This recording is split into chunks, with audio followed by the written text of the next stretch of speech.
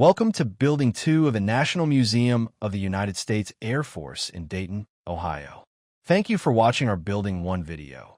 And if you missed it, be sure to check it out to see where the Air Force story began.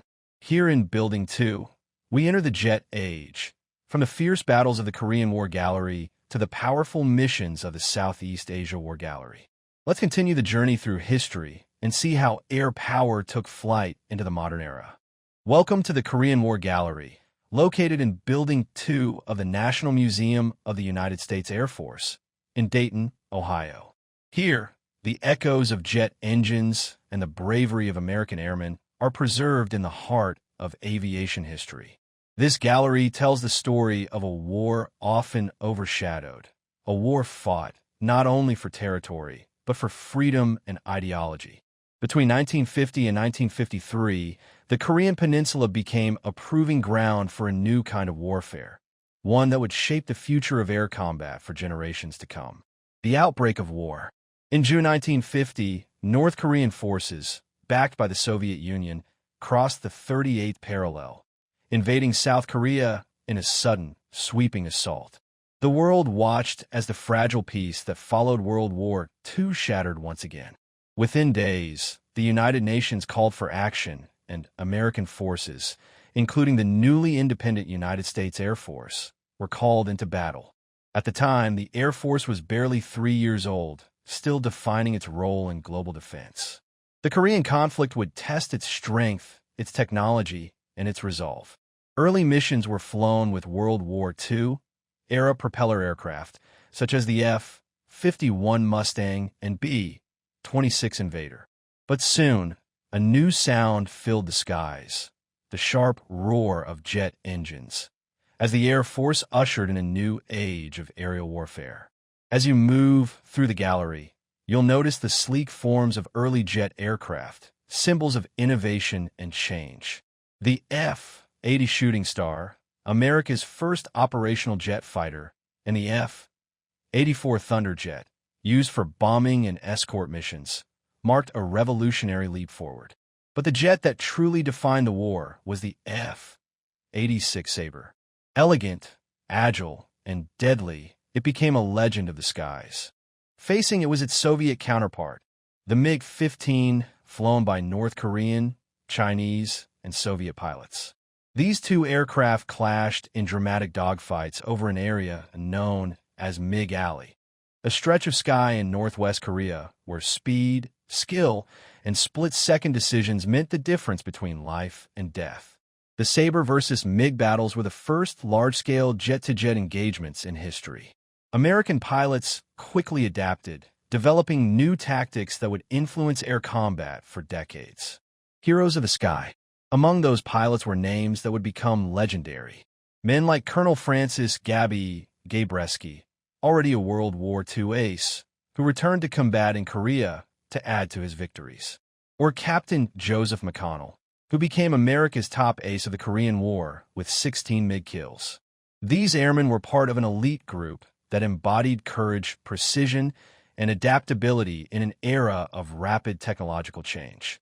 The gallery pays tribute to their heroism through their aircraft, their missions, and their personal stories. Each photograph, each artifact, and each display represents a moment of bravery, sacrifice, and human endurance. Bombers and close air support. The Korean War was not just about dogfights.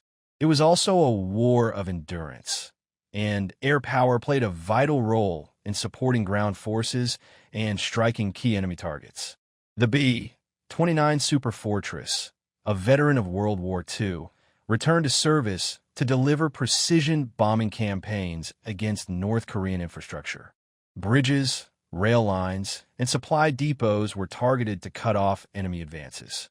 Meanwhile, smaller aircraft like the B-26 Invader and F-51 Mustang flew low-level attacks, providing close air support for troops on ground. These missions were often flown in harsh weather, through heavy anti-aircraft fire, and under the constant threat of enemy fighters. Every sortie carried enormous risk, but the courage of these crews helped turn the tide of battle, ensuring that ground forces could hold their positions and push forward. The role of air rescue.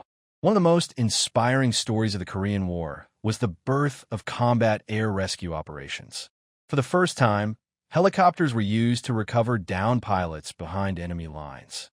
The H-5 Dragonfly and later the H-19 Chickasaw became lifelines for countless airmen who found themselves stranded in hostile territory.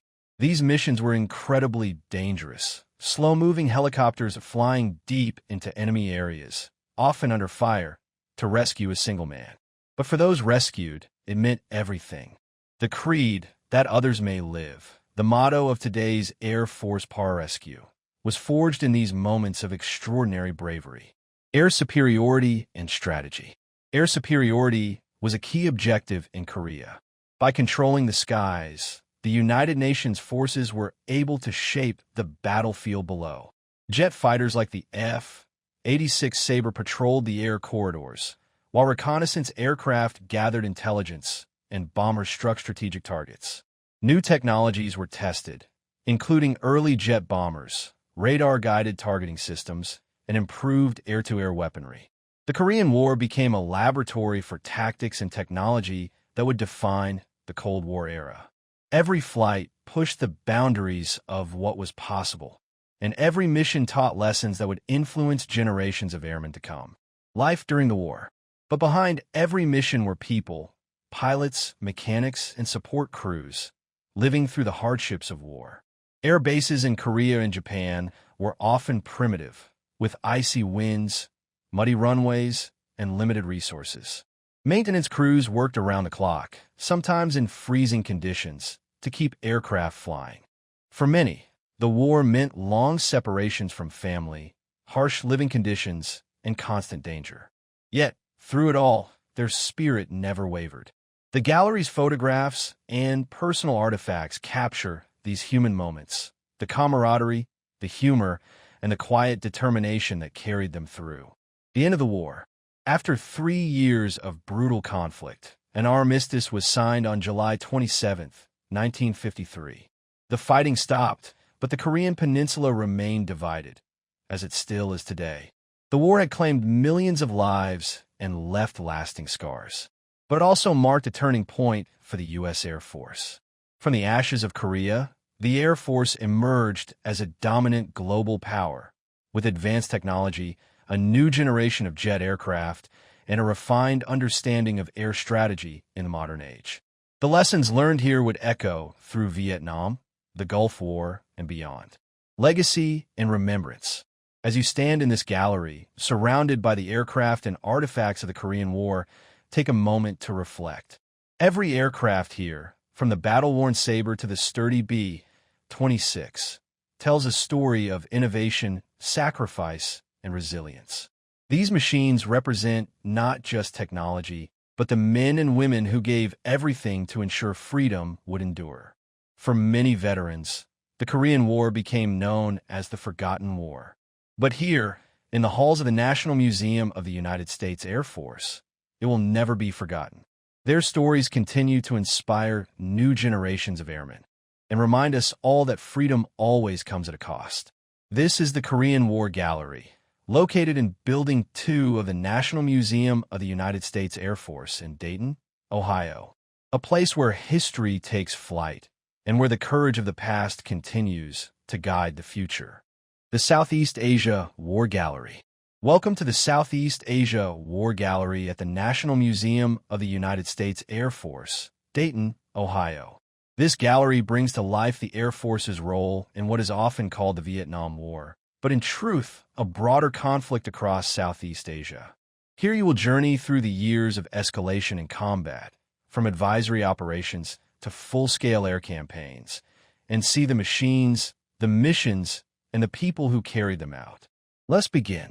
Seeds of conflict. In the early 1960s, as decolonization and ideological struggles swept across Southeast Asia, conflict began to intensify in Vietnam, Laos, and Cambodia. What started as a U.S. advisory and support mission gradually expanded into direct combat operations. The goal? To contain the spread of communism. This gallery divides the story across multiple theaters. The air interdiction in North Vietnam, the secret war in Laos, and the ground air support in South Vietnam. From the outset, the air war would be critical for reconnaissance, interdiction, close air support, and rescue. Early missions and tools. Walk into the exhibits dedicated to early aircraft, and you'll find some surprising names.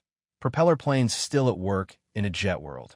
For instance, the Douglas A-1 Skyraider, a piston-engine aircraft designed during World War II, remained vital because of its ability to loiter over the battlefield and deliver sustained close air support. The Cessna O-1G Bird Dog, O-2 A Skymaster, and Helio U-10D Supercourier were used as forward air control, FAC, platforms, spotting enemy movement and calling in strikes. You'll also see early gunship variants and special operations aircraft, adapted to the demands of jungle warfare and interdicting supply lines. In 2014, new exhibits opened focusing on close air support, gunships, and the roles of the Air Force Reserve and Air National Guard in the conflict. Rolling Thunder, Linebacker, and the Strategic Air Campaigns. One of the gallery's centerpiece stories is the strategic bombing campaigns over North Vietnam, especially Operation Rolling Thunder and later Operation Linebacker 1 and 2. The B-52D Stratofortress, on display here, played a key role in Linebacker 1 and 2, flying long, heavy bombing missions deep into enemy territory. In the gallery, you'll find sections illustrating how mounting pressure through air operations forced diplomatic negotiations, and how Linebacker 2, in particular, contributed significantly to bringing North Vietnam to the table. You'll also encounter the F-105 Thunder Chief, often called the workhorse of the bombing campaigns over North Vietnam. Its pilots flew day after day into heavily defended airspace. Heroes, Tactics, and Innovation. Near the heart of the gallery is the exhibit honoring Brigadier General Robin Olds, one of the iconic fighter leaders of the era. He famously led Operation BOLO in 1967, a daring ruse that lured North Vietnamese MiG interceptors into combat and scored American victories. Olds flew an F-4C Phantom II, which is also included in the gallery. You'll see his flight gear, his maps, his non-regulation bulletproof mustache immortalized in video. You'll see artifacts not only of leaders, but the countless men and women, pilots, navigators, radar operators, maintenance crews, who adapted tactics to the evolving battlefield. From misty forward air controllers, who flew dangerous missions to spot enemy movement over the Ho Chi Minh Trail, to the river rats who coordinated operations between remote bases, their stories are stitched throughout. The Secret War in Laos and the Ho Chi Minh Trail. One of the lesser-known but deeply significant threads of the conflict was the Secret War in Laos. The gallery dedicates space to the covert aerial campaigns along the Ho Chi Minh Trail, used by North Vietnam for logistics and supply. Aircraft like the C-123K Provider and other special operations planes played major roles in resupplying, interdicting ground movement, and supporting ground forces in isolated areas. Through models, maps, and audiovisual displays, the exhibit helps visitors understand how the dense terrain, enemy anti-aircraft defenses, and political constraints shaped how the air war was fought under the radar. Search and Rescue. That Others May Live. One of the most moving exhibits is the Search and Rescue, SAR, in Southeast Asia display, titled That Others May Live. Here, helicopters like the HH-3E Jolly Green Giant, CH-3E Black Maria, and other rescue platforms are spotlighted. They flew deep into hostile territory, often under fire, to rescue downed pilots and crew. The exhibit shows the bravery, the risk, and the ethos behind rescue missions, the commitment that no man or woman would be left behind. You'll also see the technological innovations, mission planning tools, and personal accounts of those whose lives were saved or given in the attempt. The later years, Vietnamization, Eastern Offensive, and withdrawal. As U.S. involvement evolved, the gallery shows how Vietnamization, transferring combat responsibilities to South Vietnamese forces, reshaped air operations. In 1972, the Eastern Offensive and the subsequent Linebacker campaigns marked a turning point in how the air war was waged. American air power was deployed to blunt major conventional attacks and protect South Vietnam. The gallery also covers how increasing political pressure and shifting public opinion in the U.S. led to gradual withdrawal, how the air war wound down, yet left an enduring legacy. Legacy, loss, and lessons. Throughout the gallery are artifacts that tell the human side of war: flight suits, mission maps, personal letters, aircraft wreckage, and salvage parts. You'll see the Hanoi Taxi, the Lockheed C-141 aircraft famous for repatriating prisoners of war after the conflict. Though not strictly inside the Southeast Asia War Gallery, its story resonates with the gallery's themes of sacrifice, service, and closure. The gallery prompts reflection on costs. How many missions were flown? How many lives lost or changed forever? And what lessons were learned in air power, strategy, and diplomacy?